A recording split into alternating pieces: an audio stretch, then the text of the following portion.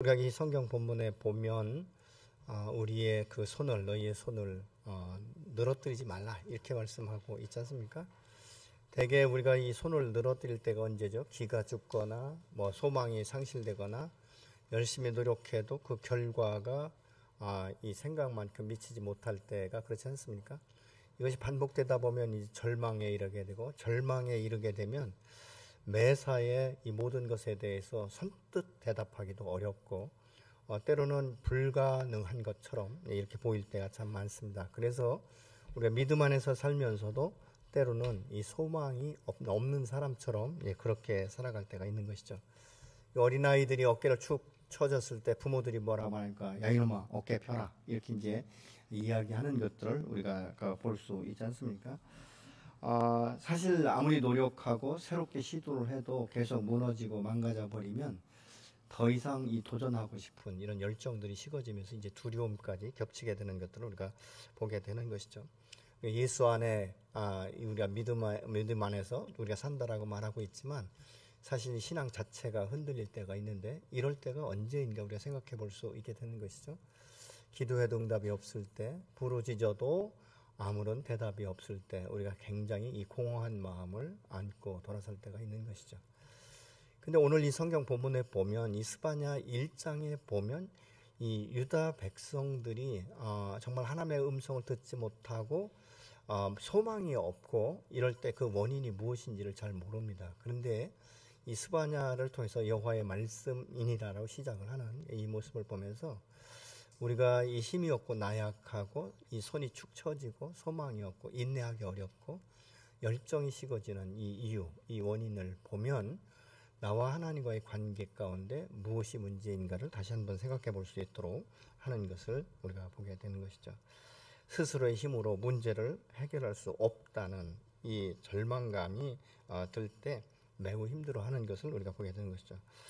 아무리 노력을 해도 이 가능성이 보이지 않게 되면 언제까지 내가 이렇게 살아야 되는가 하는 이 생각에 젖어들게 되고, 이 답답하면 가슴이 조여오기 시작하는 거죠. 숨이 막히는 것 같은 이런 긴박한 상황 가운데 들어가기도 하는 것이죠.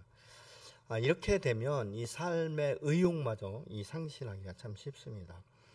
절망은 이 철옹성 같은 이 벽 앞에 서 있는 것 같아서 도저히 내 인생은 이제 끝장이다 이런 생각까지도 하게 하는, 그래서 삶에 대한 이 위협을 느끼게 하기도 하는 것들을 우리가 보게 됩니다.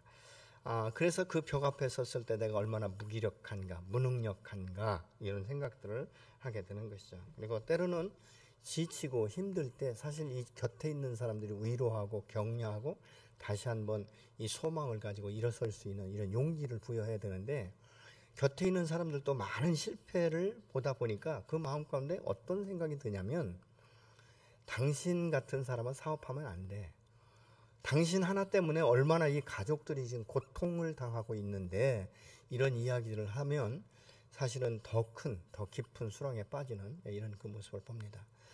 가장 사랑받고 가장 존중받고 가장 인정받고 격려해야 될 사람들로부터 외면당하는 것은 이 세상에서 어떤 사람들로부터 공격당하는 것보다 더 큰 상처를 받게 되는 것들을 우리가 보면서 나는 아무도 나를 인정해주지 않는다라는 이 외로움, 여기에 빠져버리면 이 자존감이 한없이 무너지기 시작하고 그리고 누구와가도 이 대화하고 싶지 않은 이런 그 모습들을 우리가 보게 되는 것이죠. 예루살렘이 멸망함으로 이 유다 백성들은 모든 기본권과 주권을 다 뺏긴 것이죠. 그러니까 포로로 잡혀간다든가 이런 이 삶을 살다 보니까 내가 재산을 아무리 모은다 할지라도 이것이 내 것이 아니라는 것이죠. 언제 어떻게 무엇에 의해서 없어질지도 모르는 이 막연한 이 불안감, 이런 것 때문에 안정감을 가질 수가 없다는 것이죠.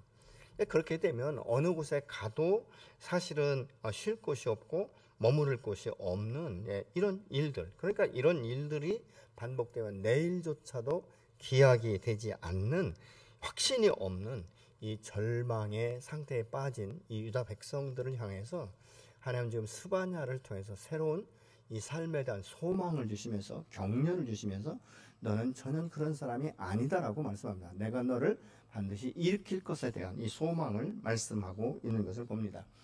내 마음은 비록 시류에 빠져 있고 좌절과 포기하고 싶은 이런 완전한 이 절망의 늪에 빠져 있는데, 오늘 본문 14절에 보니까 여호와께서는 전혀 다르게 말씀하고 있지 않습니까? 시온에 따라 노래할지어다, 이스라엘에 기쁘게 부를지어다, 예루살렘 따라 전심으로 기뻐하며 즐거워할지어다, 이렇게 지금 명령하고 있는 것이죠. 만약 여러분 같으면 이 상황 가운데 이 말씀을 들을 때 어떻게 반응하실 것 같습니까? 아멘, 그렇게 반응하시겠습니까? 아니면 하나님, 내 처지가 지금 어떻게 되었는데, 아니 이 상태에서 내가 어떻게 기뻐할 수 있습니까? 어떻게 내가 감격과 감동에 의해서 하나님을 찬양할 수 있겠습니까? 아마 어떤 분들은 미치지 않고는 이런 일을 할 수 없다, 이렇게 대답하실 수도 있을 것입니다. 그렇기 때문에 우리가 이 말씀을 보면 인간적으로는 도저히 이해가 되지 않고 믿어지기 힘든 정말 말씀 중에 한 말씀이라는 것을 우리가 생각할 수 있게 되는 것이죠. 그런데 오늘 이 본문의 말씀을 증거하는 이 스바냐는 하나님께서 지금 너희들이 뺏긴 모든 주권과 이 모든 것들을 새롭게 회복시키실 것이라고 지금 말씀하고 있는 것이죠. 그래서 우리가 이 신앙적인 것은 정치적인 목적이 아니라 이 신앙적인 면에서 사신 하나님, 전능하신 여호와가 어느 편에 서 있는가, 그리고 그 여호와가 나에게 어떤 관계가 있는가를 우리가 다시 한번 생각한다면, 정말 다 꺼져가는 불꽃 같은 이 상태에서 다시 한번 이 불을 지필 수 있는 이 기회이면서 산 소망 가운데 그럼에도 불구하고 역사하실 하나님에 대한 기대감, 이 신뢰로 인하여서 하나님을 찬양하게 되는 줄로 믿습니다. 그래서 우리가 마음으로는 정말 절망인 것 같지만 우리의 심령 가운데서 하나님을 찬양하고 노래를 할 때 모든 묶임들이 풀어지면서 새로운 소망을 가지고 내 하나님은 살아계시며 내 하나님은 전능하시며 내 하나님은 구원자 되신다는 것을 다시 한번 믿음으로 선포하고 일어설 수 있게 되는 줄로 믿습니다. 15절에 보니까 여호와가 내 형벌을 제거하셨고 내 원수를 쫓아냈으며 이스라엘 왕 여호와가 너 가운데 계시니 내가 다시는 화를 당할까 두려워하지 아니할 것이다 라고 우리에게 확신의 메시지를 주고 있지 않습니까? 많은 사람들이 주변에서 하나님의 능력이 없어서 유다와 이스라엘이 망했다라고 생각할 것입니다. 너희 하나님 어디 계시냐? 내 하나님 전능하시다며, 내 하나님 항상 내 편이라며, 그런데 너의 현재의 삶은 어떠냐라고 이렇게 비아냥대고 조롱할 수 있다는 것이죠. 여러분, 한 가정 가운데서도 믿지 않는 불신자들이 정말 이 상황이 어려울 때 뭐라고 말하는지 아십니까? 너가 기도한다며, 걱정 없다며, 네 하나님이 우리 가정을 회복시키신다며, 이런 이야기들을 수없이 퍼부어대는 것이죠. 그럼에도 불구하고 믿음의 사람이 굳건하게 좌론하고 치우칠 수 없는 것은 우리에게 참된 소망을 주시고 우리를 끝까지 책임지시고 반드시 승리케 하셔서 당신의 영광을 드러날 자로 세우시는 하나님은 내 편이시며 오늘 또 임마누엘이 되셔서 내 안에서 나와 함께 동행하시는 확신만 있으면 우리는 꺼져가는 심지 같은 이것에 대해서 꺼져가지 않는 새로운 이 소망, 새로운 기름을 부어주시는 여호와로 인하여 기뻐할 수 있게 되는 줄로 믿습니다. 그래서 이 스바냐는 1장에 보면 너희가 이렇게 된 원인은 죄악 때문이며 우상을 섬기기 때문이라고 말씀하고 있는 것이죠. 그래서 이 스바냐 1장 5절 같은 데는 믿음 안에서 이 신앙을 떠나버린 이런 사람들에게도 하나님의 때가 되면 심판이 올 것에 대해서 말씀하고 있습니다. 그러면서 이 스바냐서 2장 2절에서는 여호와의 분노의 날에 숨김을 얻게 될 것이다. 어떻게 하면? 너희가 하나님 앞에 나가 구하면이라고 지금 말씀하고 있는 것이죠. 오늘도 믿음의 사람들은 이 상 가운데 살면서 믿지 않는 불신자들과 동일한 고난과 역경 가운데 어쩔 수 없는 이 환경 가운데 놓여서 살고 있는 것이죠. 그런데 불신자들과 믿음의 사람이 다른 점이 있다면 이 고난과 역경 가운데 불신자들은 원인도 모른 채 이 고난 때문에 묶여 살고 시리에 빠질 수 있지만 믿음의 사람은 이 환경과 이 고난의 이 시간들은 오히려 연단의 시간이 될 것이고 하나님에 대해서 친밀한 관계를 가질 수 있는 기회가 되는 줄로 믿으시기 바랍니다.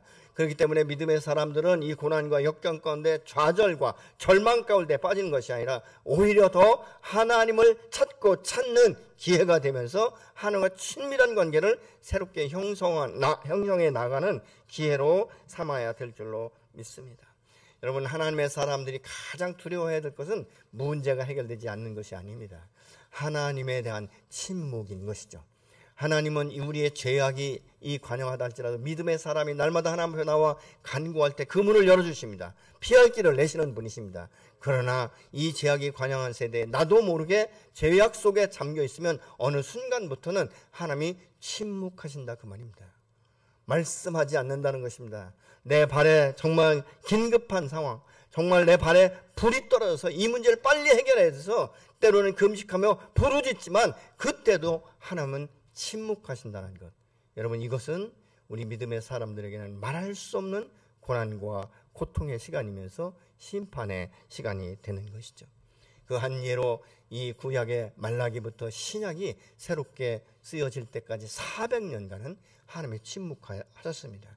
그렇기 때문에 사람들이 부르짖어도 안 되니까 자기 소견에 옳은 대로 살았던 이 세월이 있다는 것을 우리가 볼 수 있게 되는 것이죠. 그러면 우리가 어떻게 이 고난과 역경과 암담한 이 상태에서 하나님을 찬양할 수 있는가? 여호와 하나님이 내 안에 계시며 나로 인하여 그분은 오늘 또 기뻐하신다는 이 사실을 우리가 신뢰할 때 하나님께서 우리를 새롭게 세우시고 축복하시는 줄로 믿습니다. 어떻게 그럼 이런 일이 가능하게 일어나는가? 내가 죄인 되었을 때 내가 우상을 섬기고 사단의 이 노예로 살아갈 그때에 죄 없으신 당신의 독생자 예수 그리스도를 이 땅 가운데 보내시고 아무 조건 없이 나의 죄를 대신해서 십자가에 정말 죽으시고 그 생명의 피값으로 말미암아 우리가 죄사함을 받았다는 이 사실이 아니겠습니까?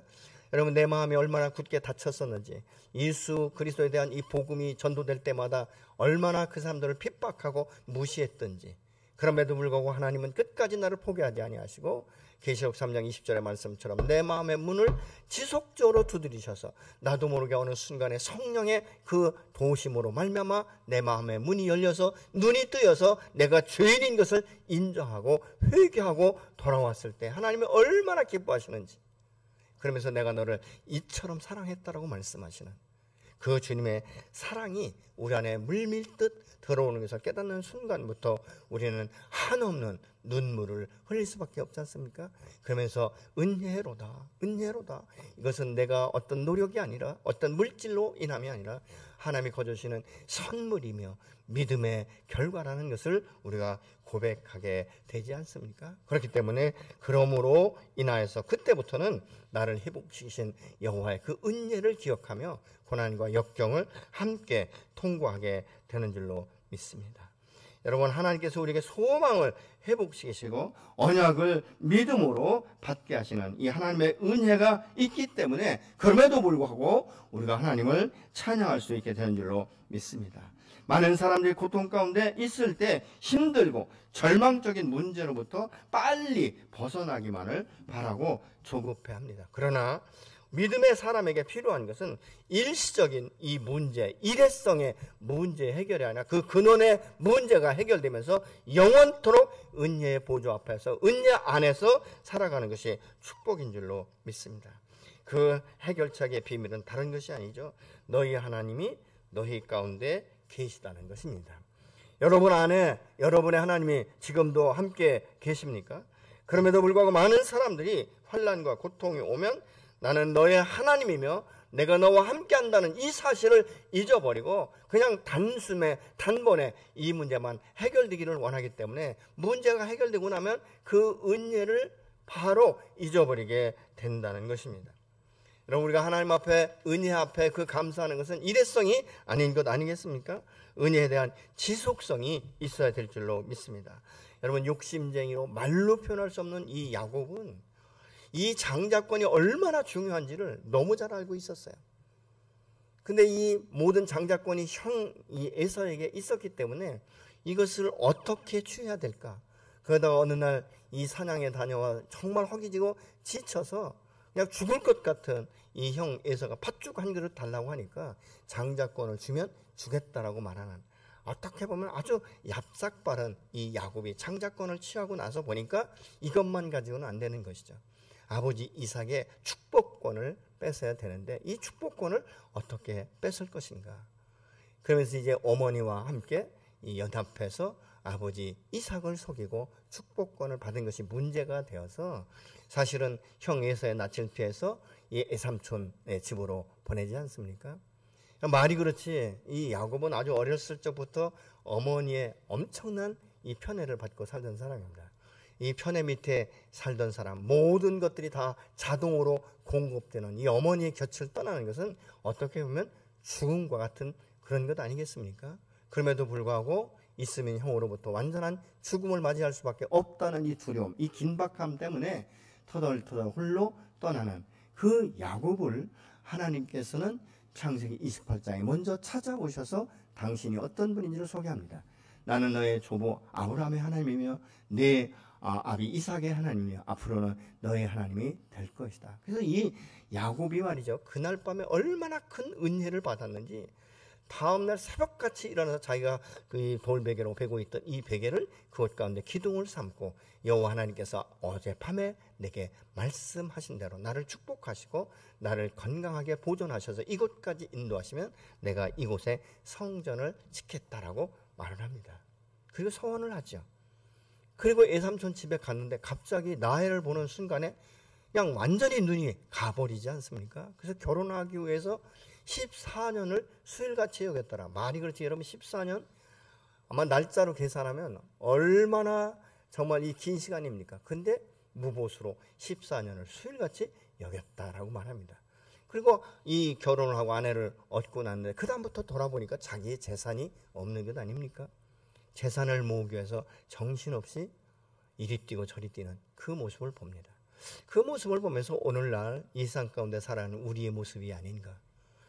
어떻게든지 우리가 집안 칸창만하고 어떻게든지 돈을 모으고 어떻게든지 내 자식들을 나보다 더 훌륭하게 키우기 위해서 밤낮 없이 일하는, 어떻게 보면 남들이 볼 때 일 중독자라고 말할 수밖에 없을 정도로 열정적으로 일하는 그의 모습을 우리가 볼 수 있는 것이죠. 그러나 그의 마음 가운데 항상 공함이 있었고, 그러니까 재산이 어느 정도 모아졌는데 애삼촌한테 뺏길 것 같으니까 야반도주 하지 않습니까?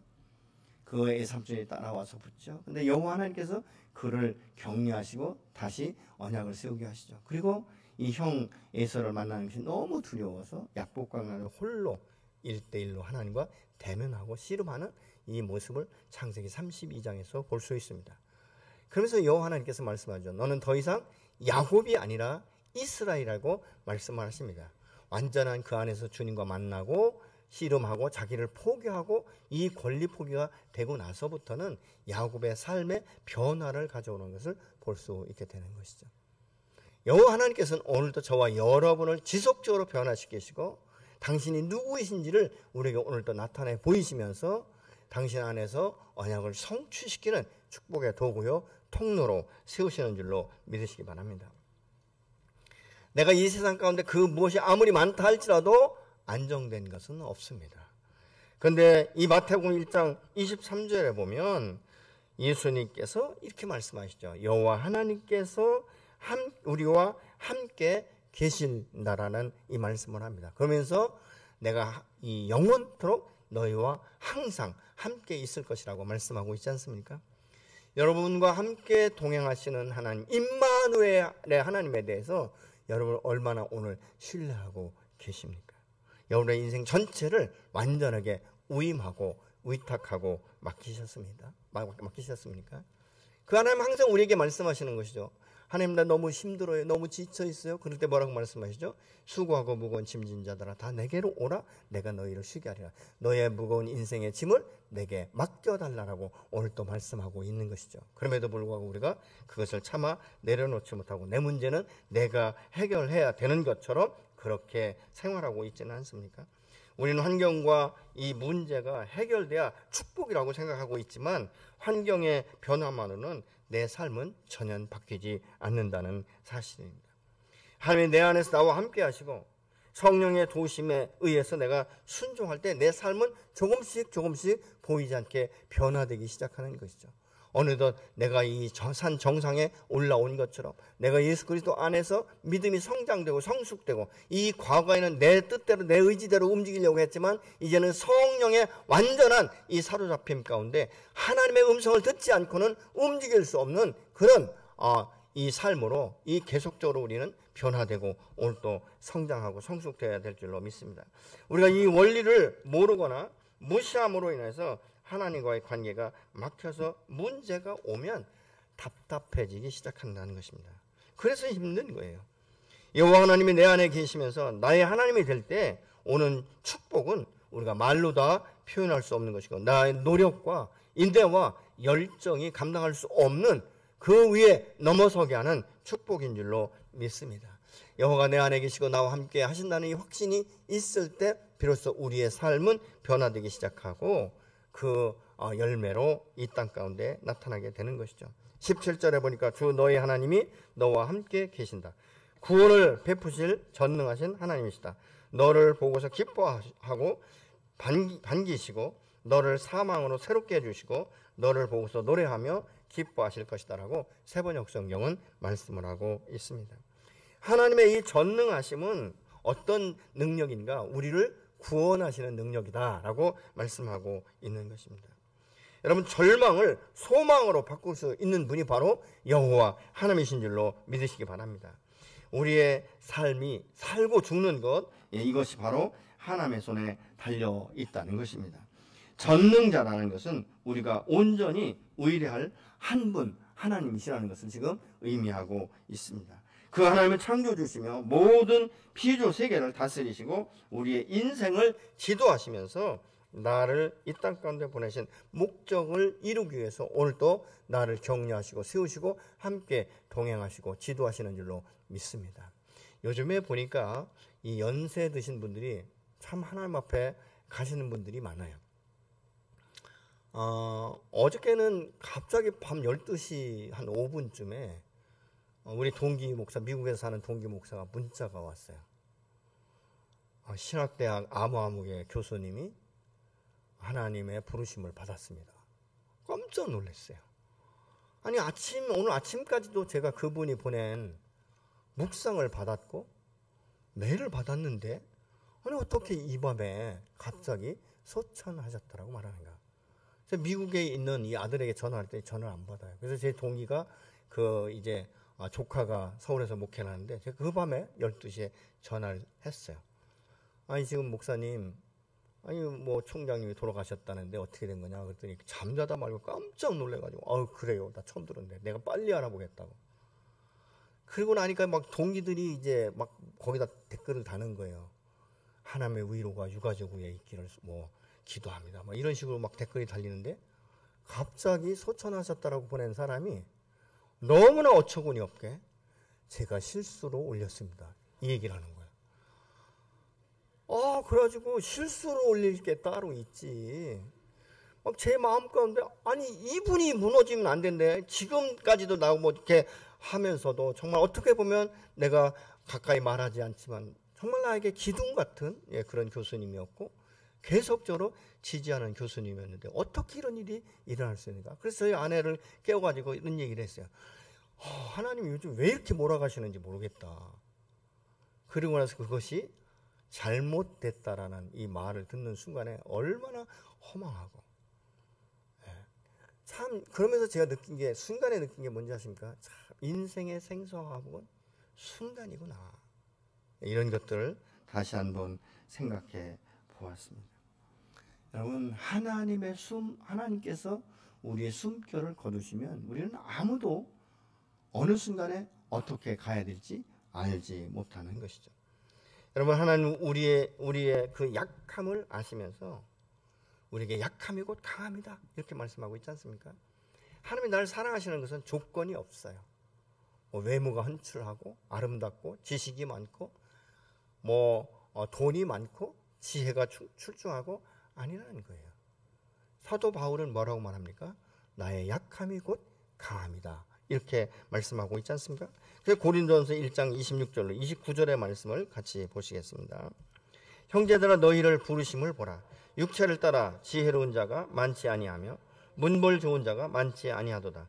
그러나 하나님께서 세상에 미련한 것들을 택하사 지혜 있는 자들을 부끄럽게 하려 하시고 세상에 약한 것들을 택하사 강한 것들을 부끄럽게 하려 하시며 하나님께서 세상에 천한 것들과 멸시받는 것들과 없는 것들을 택하사 있는 것들을 폐하려 하시나니 이는 아무 육체도 하나님 앞에서 자랑하지 못하게 하려 하십니다. 여러분은 지금 스스로 생각할 때 하나님이 얼마나 사랑하시는 것 같습니까? 뭐 우리가 정확한 자로 잴 수는 없지만 예를 들어서 프로테지로 말한다면 여러분은 하나님이 몇 프로 사랑하시는 것 같습니까? 10%? 20%? 50%? 아니면 100%? 어떤 분은 그러실 거예요. 아니요, 나는 마이너스 몇 프로 됩니다. 왜냐하면 나 같은 사람은 하나님 앞에 있으나 마나 오히려 하나님 앞에 걸림돌이 되고 하나님을 욕되게 할 뿐입니다. 나는 믿음이 없습니다. 이런 분이 혹시 계실지 모르겠습니다. 그러나 하나님은 내가 어떻든 간에 잘나고 못나고 지식이 있고 돈이 많고 명성이 있고 아닙니다. 있는 모습 그대로를 우리를 사랑하시면서 난 그래도 내가 좋다. 왜? 하나님께서 우리를 모태 조성하기 전부터 당신이 계획하셨고 나를 이 모양으로 나타내 보이셨기 때문에 그런 것이죠. 우리가 이제 동기 목사들이 있는데 제가 이제 뭐 자녀를 늦게 두고 또 결혼도 늦게 시키다 보니까 저는 아직도 손자가 없습니다. 근데 일찍 본 사람들 지금 이제 중학교 다니는 사람들도 있거든요. 근데 가만히 얘기를 들어보면요, 바보 같아. 아주 손녀라면 막 꿍뻑하고요. 전화하면 뭐 그렇게 강하게 말하는 사람이 어떻게 남자인데도 그렇게 남사스럽게 아주 부드럽고 아주 상냥하게 말을 해요. 그러면 제가 한번 탁 던지거든요. 아니 아까까지는 그렇게 대단해 보이더니 왜 그렇게 여우같이 그래 남자가? 그러면 이런 얘기예요. 강목사님 몰라서 그래. 뭘 몰라? 자식이나 손자나 똑같이. 그러면 아니야. 손자는 그냥 있는 모습만 보면 기뻐. 그냥 마음이 다 풀어져. 막 화가 났다가도 그 손자 전화만 들어도 얼마나 마음이 풀어지는지 몰라. 손자 바보들이 너무 많아요. 근데 항상 하는 얘기가 너도 나중에 봐라. 이런 얘기를 많이 합니다. 여러분 우리가 자녀를 양육하다 보면 아주 어렸을 적에 얼마나 힘듭니까? 금방 씻겨놓으면 가서 또 막 어지르고 말 씹히고 다 정리해 놓으면 다 엎어버리고 정말 어떻게 하다 보면 막 때리고 싶고 이러지 않습니까? 그런데 아이를 잘 씻겨놓고 그냥 포근히 잠든 아이의 얼굴을 보는 순간 이 부모의 마음이 감동이 되지 않아요? 이렇게 아름다울 수가 있나? 어떻게 하나님께서 이런 자식을 내게 주셨는가? 이런 생각이 들지 않습니까? 그 순간 같으면 자식을 한 10씩은 둬도 괜찮을 것 같죠. 눈 뜨면 문제가 되지만 하나님은 우리가 어떠한 형편에 있든지 그럼에도 불구하고 나로 인하여서 오늘 또 기뻐하신다라고 말씀하고 있습니다. 내가 너의 하나님인 것을 나는 자랑스럽게 생각한다라고 지금 말씀하고 있는 것입니다. 그러나 이 세상은, 이 어둠의 것들은 나를 나되게 바라보지 못하게 하고 나의 올바른 정체성을 갖지 못하게 하고 나를 존귀 여김받지 못하도록 얼마나 우리를 흔들어내면서 세상에서 비교하고 평가하는지 모릅니다. 여러분 이것은 속임인 것입니다. 더 이상 어둠에 속지 마시고 오늘도 나로 인하 기뻐하시고 나는 네가 좋다라고 말씀하시고 나는 너의 하나님이며 너와 함께 할 것이며 너를 반드시 승리케 해서 너로 인해서 내가 누구인지를 이 땅 가운데 드러내기를 원하신다라고 말씀하시는 이 사신 여호와 앞에 함께 우리가 서기를 간절히 소망합니다. C.S. 루이스는 이렇게 말합니다. 하늘을 겨냥하라. 그러면 땅의 영으로 땅의 것이 도움으로 주어질 것이다. 그러나 너희가 땅의 것을 바라보면 두 가지를 다 상실하게 될 것이다라고 말을 하고 있는 것이죠. 스바냐는 오늘 이 성경 본문을 통해서 심판으로 시작하지만 구원과 회복으로 끝나는 말씀으로 우리에게 소망을 주시는 줄로 믿습니다. 그 하나님은 우리를 사랑하며 즐거이 부른다라고 말씀하고 있습니다. 하나님은 지금도 여전히 변함없이 나를 사랑하고 계신 줄로 믿습니다. 19절에 보면 그때에 내가 너를 괴롭게 하는 자들을 다 벌하고 저는 자를 구원하며 쫓겨난 자를 모으며 온 세상에 수욕을 받는 자가 칭찬과 명성을 얻게 하리라고 말씀하고 있는 것이죠. 여호와 하나님께서 함께 행하시면 이 세상의 어떤 것들도 믿음의 사람들을 흔들 수 없는 것이고 멸망에 이르게 할 수 없다는 사실을 기억하시기 바랍니다. 하나님은 오늘 또 살아계시며 그분은 전능하시며 나의 구원자가 되시며 내 인생을 지도하고 책임지시는 분이신 줄로 믿으시기 바랍니다. 오늘 또 하나님은 나를 새롭게 세우시기를 원하시는 것이죠. 그러면서 잠잠히 기뻐하신다라고 말합니다. 잠잠히 기뻐한다는 것은 무엇입니까? 굉장히 친밀한 것을 지금 말씀하고 있는 것이죠. 바라만 보아도 기쁘고 바라만 보아도 행복하고 바라만 보아도 사랑스러운 그 대상이 바로 예수 믿고 거듭난 저와 여러분인 줄로 믿으시기 바랍니다. 여러분, 세상 이 풍파에 너무 시달리고 힘들고 이 코로나로 인해서 장기간 동안 우리가 지치다 보니까 자신에 대해서, 자존감에 대해서 매우 흔들릴 수도 있습니다. 그리고 사업이라든가 이 모든 것들이 너무 장기적으로 어렵다 보니까 지칠 수 있고 절망에 빠질 수 있고 좌절할 수 있고 정말 손이 완전하게 축 처져서 나는 더 이상 소망이 없고 아무것도 할 수 없다라는 이 상태에 놓여 있습니까? 여러분, 하나님은 그럼에도 불구하고 우리를 기뻐하신다라고 말씀하고 있습니다. 우리의 인생을 책임지시고 생사와 복을 주관하시면서 오늘 또 기뻐하시는 그 주님 앞에 서야 될 줄로 믿습니다. 이 스바냐는 여호와의 말씀으로라고 시작을 하면서 끝은 여호와의 말씀이니라 이렇게 끝나는 것을 우리가 볼 수 있습니다. 이 스바냐서는 말씀으로 시작해서 말씀으로 끝나고 심판에서 완전하게 화목한 길로 생명으로 옮겨져서 하나님께서 모든 것들을 새롭게 하시며 그 모든 억울함들을 해소시킨다라고 말씀하고 있지 않습니까? 저는 자들을 하나님께서 다시 세우신다라고 말씀하고 있죠. 저는 자들은 도움이 없이는 일어설 수 없는 것 아니겠습니까? 내가 인생에 너무 힘들고 지쳐서 내가 절름발이 같은 그때에도 여호와 하나님께서 나를 보존하시고 나를 세우셔서 당신이 얼마나 나를 축복하셨는지, 하나님의 사람이 얼마나 축복의 사람인지를 이 땅 가운데 드러내기를 원하시는 줄로 믿으시기 바랍니다. 하나님은 오늘 또 여러분을 사랑하고 계십니다.